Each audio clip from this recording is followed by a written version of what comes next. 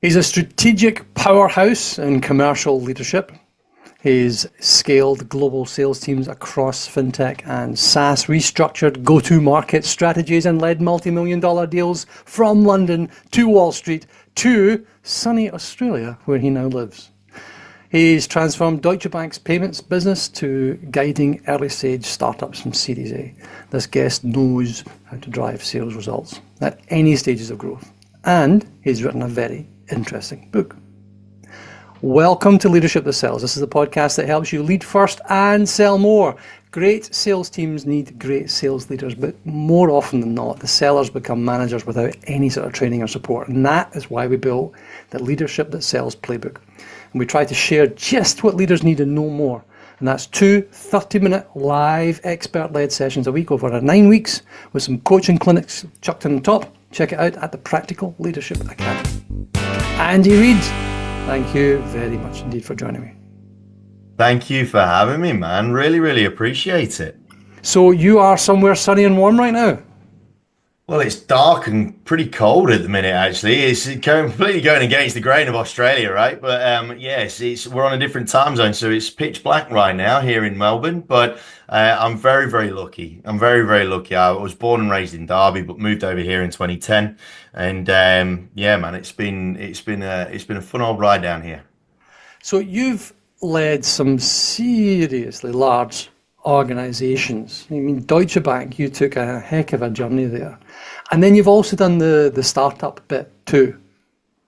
So do you have a one go-to blueprint or one set of 5 things that you do that takes a sales org from where you find them to where they need to be? I think that the really important thing is understanding the identity of who you, well, not just the organization, but who you are as a leader as well. It's really, really important that identity is one of those things that a lot of people tend to get off a cereal box. The standard words that you find in the basket, the integrities, the transparencies and all that sort of stuff. Passion. Exactly. Commitment and whatnot.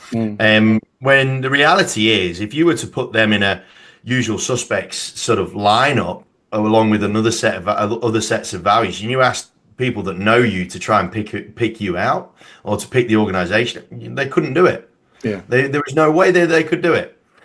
So it's one thing, right? When you go through different landscapes and you go through different versions of yourself and versions of how you rock and roll in business and in life, it's so true that the closer you get to who you are, the higher the vibration you tend to operate on, and the easier it is for people to follow you into battle, whilst at the same time being able to roll your sleeves up and not get too up yourself, right? And making sure that you are prepared to get your hands dirty still, because at the end, humans will follow other humans that are prepared to get in the trenches.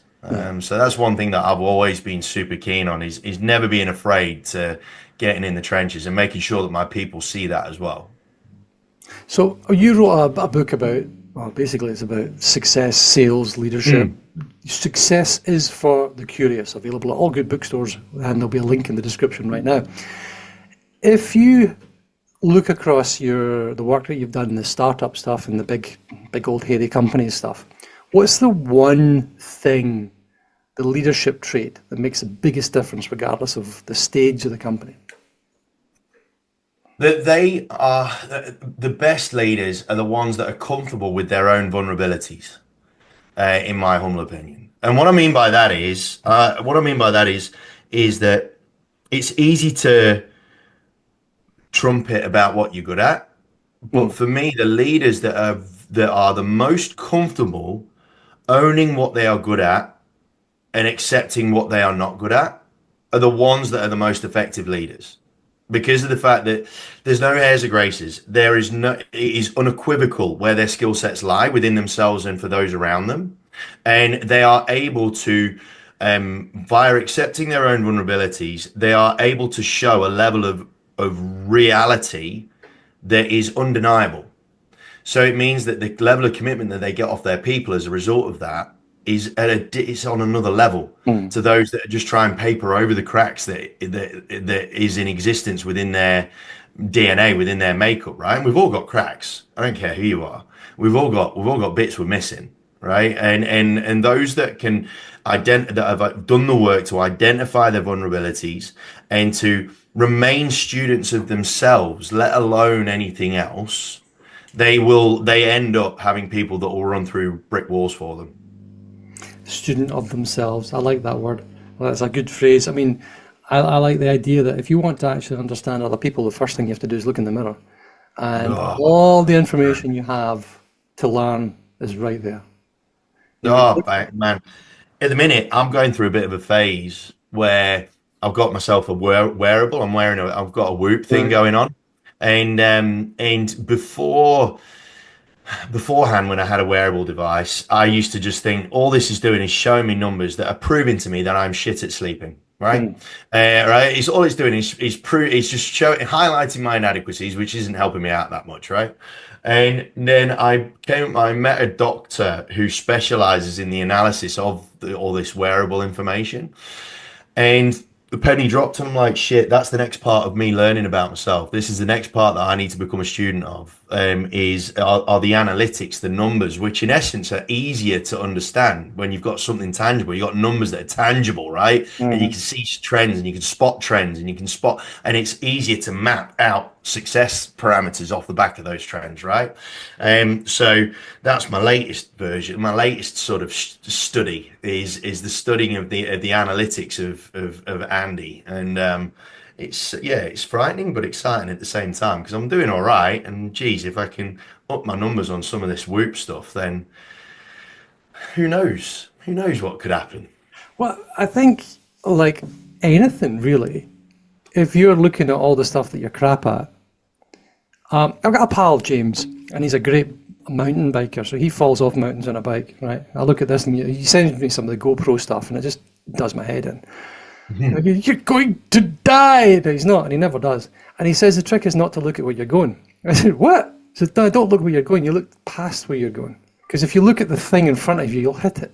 See that tree down there? Don't look at it. Look at the bit behind it. Okay, look at where you're going. So if you focus on the thing you're actually aiming for, you're going to hit. You're actually going to crash into it, not go past it.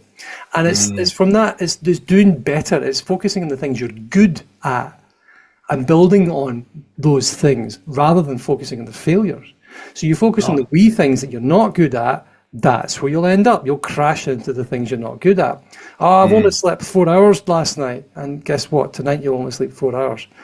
But you woke up refreshed. I woke up refreshed. That's the outcome of the sleep.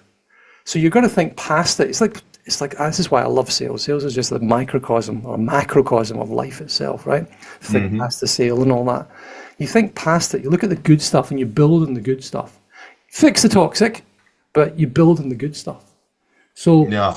if you're a student of yourself and you recognize, as you said, the the weaknesses or the authentic problems that you have, if you're a leader and you don't know what that is, how do you hire people?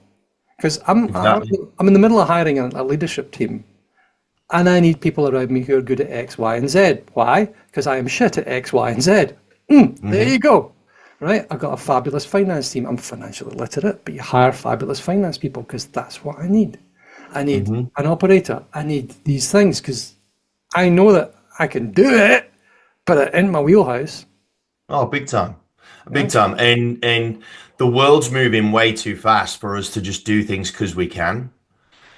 We need to be able to to really, as best as possible, narrow our focus to the things that we really excel at, right? That we really, really excel at. So for me, in the world that I'm in now, I've never been great at paperwork. I am riddled with ADHD, right? I am absolutely riddled with it. So patience, around things like that is just, and I know, and it's crazy to think, some of the stuff that I've been up to and that, and I've been fighting all this stuff, right? But now I've come to accept it for what it is. I'm like, right. anything that requires any real attention to detail, like real serious attention to detail, I know. I know for a fact that I need someone around me there is a crosser of T's and a dotter of I's.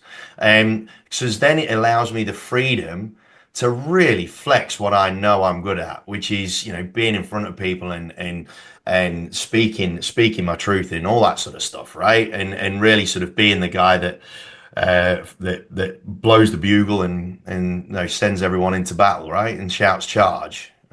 Yeah. So yeah, and it just and it makes you happier. Makes you happier. And if you're happier, happiness is a bloody success drug that wins you so many more battles. You and the people around you. I mean, because Oh, if you do this for yourself, then the next stage is then you do it for other people. And if you yeah. turn to somebody and say, Andy, you're a bit shit at this, let's get better at it, you're going to think, okay, thanks. No, no, really, I really appreciate it, whatever. But if you pick it up and say, Andy, you're really good at this, let's get you amazing. Because Hmm. if you have somebody who's not shit at a particular task, well, good for you. That's nice. If you have somebody who is the top 1% of something, at something, that's a game changer. That's a Mm, lever to pull on. That's amazing. hmm. If you can help people get there, they will want to go with you on the journey. They'll walk through walls because you've identified the thing that boils their kettle, butters their parsnips, makes them happy. And you're helping them on a journey to get even better at it. Hello. Oh, hey, and when we're trying to create sales teams and organizations where those salespeople want to stay, as opposed to have to stay, Yeah. the individualization of your leadership towards each individual, especially in sales, because there's two sides to it, right? There's relatability and credibility. The credibility piece is the black and white stuff, but it's only half the equation, and that's where the relatability piece can only be grown and nurtured and developed through the ability to be able to tune into the individual and find that the 1%, find their secret sauce that really helps them to fire. All right. And then if you find that and amplify that, then one, they will feel so much more empowered, but two, they'll feel like you get them. And there's so much to be said for getting the people that you're working with and that you're wanting to work with you. So yeah, man, I completely concur. It's really, really interesting. If you can vibe on a level that really, as you say, I've not heard that butters parsnips phrase for a long, long time down here in Australia, but it's awesome, and I'm going to start using it a lot more. Very Um, good. um, I'm going to try and bleed it into Australian culture down here. You're absolutely right, man. So you've got, I mean, you wrote about a lot of this. I mean, you've got a great book come out in January there, Success Mhm. Curious, right? Success is for the curious. Success Curious. How to define and achieve high performance. How do you define high performance? It's interesting, right? Success is pure. It's a purely unique concept to each individual, right? And that's an obvious statement, right? Success is a totally individual thing. The thing that I've realized having done big and small, is the fact that it's not. It's weird, right? Because I've had to go through. It's annoying how humans have to go through shit in order to really learn something, right? I know it's rubbish that our brains are negatively wired, and we only really learn stuff from things that go bad. And it was a real mental health challenge for me that really helped me to understand the concept of what success even meant for me in the first place, right? Because you do what you think it is, or you do what is being prescribed to you by Mm, those that you have followed as a kid or whatever. But the reality is, until you can define what success is for yourself, you never truly know if you're on the right track in any way, shape, or form. Or you'll always have this issue of never feeling satisfied, of never having enough, mm, um, which in sales is a pig of a thing because then you end up becoming a slave to your existence, which yeah. is never nice, right? So for me, like a successful human is a human in flow. That's the simple definition, right? And what that basically means is that when you feel like things are just happening. And, and people will say to, geez, you're doing so well. How are you doing? No, well, and it just feels easy, right? When you feel that, when you start to talk in that sort of vernacular, you know that you're on a success trajectory because of the fact that you've found where you're supposed to be and what you're supposed to be doing, which is really, really interesting, right? And this whole flow state concept, which I know that the likes of James Clear talks about tremendously well, and Charles Duhigg before that, Power of Habit, and all this sort of stuff. And they talk about it incredibly well, way more eloquently than me. But I just know, and people just know. It's a part of human DNA to just know when when you are doing what you're supposed to be doing, and you're going in the direction you're supposed to be going in, Yeah. because you don't mind making mistakes, right? It's that concept of if you trust your gut, you'll only have lessons. If you trust your head, you'll always have regret, right? I'm a firm believer of that. I am now. I wasn't at the time, but I am now. Is to listen to the small, still voice of calm inside you somewhere. You call it your soul, whatever you want. Yeah. The small, still voice of calm that says, "That way, go that way. That's a good idea. Go over there." Yeah. Yeah. Not your head that says, "Here, 15. There are good reasons for it." No, hang on. What? Totally, man. Okay, I'm going there. Totally. I'm going there. It was Mihaly Csikszentmihalyi was the guy's name. Mihaly Csikszentmihalyi was the Hungarian psychologist who came up with the concept of flow. Don't ask me to spell Csikszentmihalyi, but it's Oh, a good word. nah. So I had to check it like 17 times before I really stuck it in the book, to be fair. A lot of times. And even then I think I might have got it wrong. But anyway.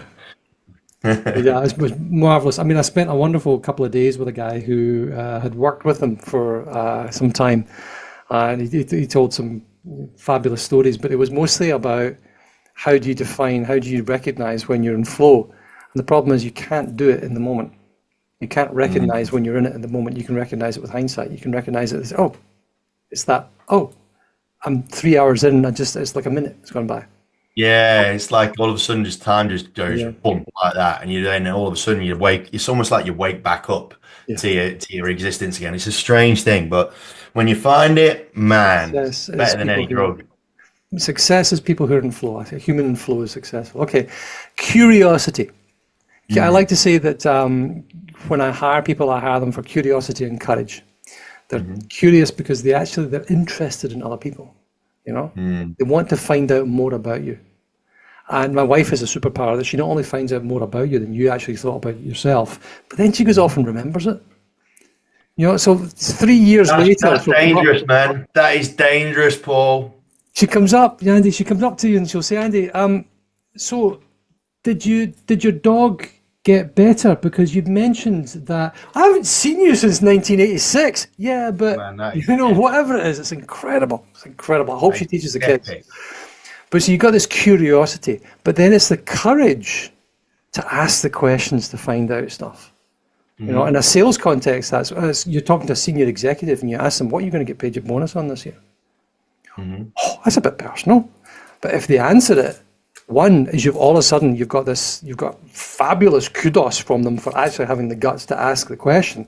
And two, if they answer it, oh, hello, you now know what their boss thinks is important. Right? That's the sort of stuff. So it's the curiosity and the courage to find out. How do you test for curiosity?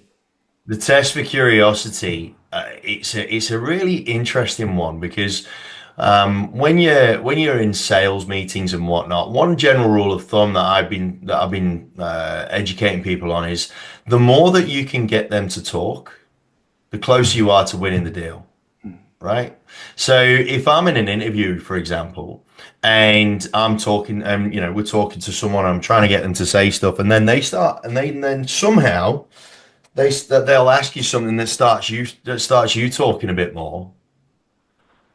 It's one of those things that all of a sudden, like, you'll be half a minute in, you're like, hold on, the prick's got me bloody talking about me, That's it. right? And then you're like, oh, there you go, ding, ding, ding, ding, ding, ding, ding. And it's so true, right? The more that you can get a consumer or the subject of your sale, the target for your sale, or whatever it is, the more that you can get them to talk, the closer you are to getting it together, right? The closer you are, because if they've started talking freely, it means that you've managed to resonate in some way, shape, or form that is heightened, that from a curiosity point, that is heightened their want to open up to you. Totally. So I love that. I just, whenever I do an interview, I actually say to some people, if they've ended up getting me talking about myself, I'll say to them, okay, right, we've got someone here, and I'll tell them, I said, I reckon we might have someone here. What do you think?